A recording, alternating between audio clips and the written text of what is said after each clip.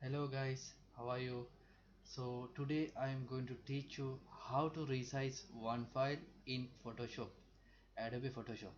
So this is very easy and very simple. So a small step you have to follow. So first of all you have to open your file.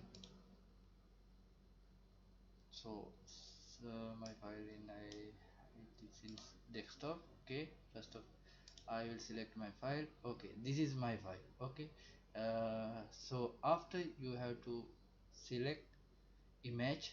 Okay, image. So there is image size. Okay, when you open image size you can see one column. Okay, so select your so I will select centimeter.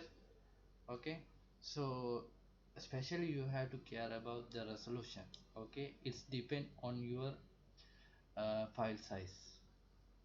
And the second one, if you need to resize as a professionally, you can lock this one.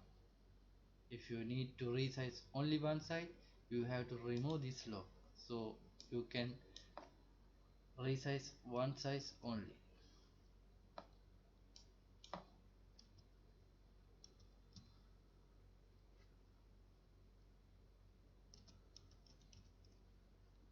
One size only. So if you lock this one, if you resize one side, it will come professionally.